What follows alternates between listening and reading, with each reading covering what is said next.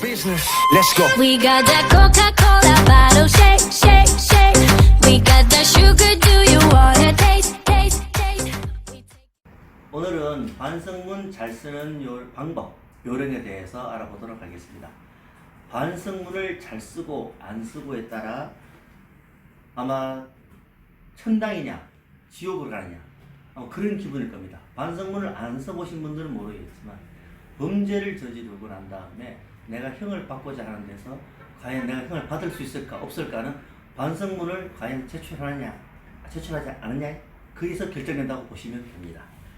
가령 구속된 피해자의 경우는 반성문을 제출하느냐 제출하지 않느냐에 따라서 실형이냐 석방이냐 아마 거기서 결정이 될 겁니다. 제 경험에 의하면 반성문을 안 쓰고 있다가 실형을 받는 경우를 많이 봤고 반성문을 10번, 20번 제출해도 실형을 받는 사람을 봤습니다. 다음에 내용에 대해서 말씀드리겠지만 반성문을 어떻게 쓰느냐에 따라서 무조건 많이 제출하느냐에 따라서 결정되는 게 아닙니다. 어떻게 어떤 식으로 제출하느냐에 따라서 결정이 된다고 보시면 됩니다. 즉 검사 판사들은 반성문을 보면 이 사람이 진정으로 썼느냐 안 썼느냐 다 보면 압니다. 그리고 반성문을 많이 제출이 된다고 해서 선처를 해주고 적게 쓴다고 해서 선처를 안 해주고 그런 거 없습니다. 반성문을 쓰되 과연 어떻게 해서 내 진정성을 담아서 정말로 반성을 하고 있고 다시는 이런 범죄를 저지르지 않겠다는 맹세, 결심이 들어가야 됩니다.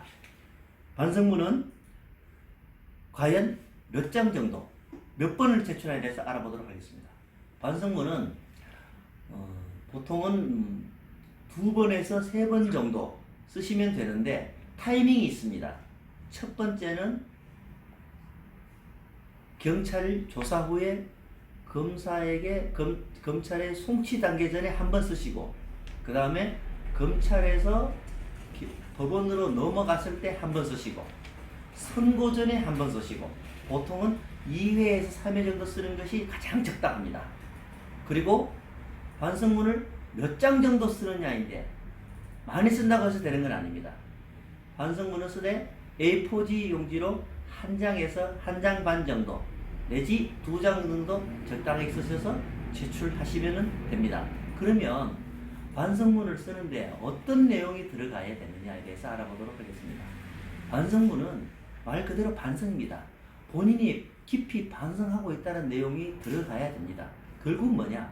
내 범죄를 혐의에 대해서 인정을 해야 됩니다.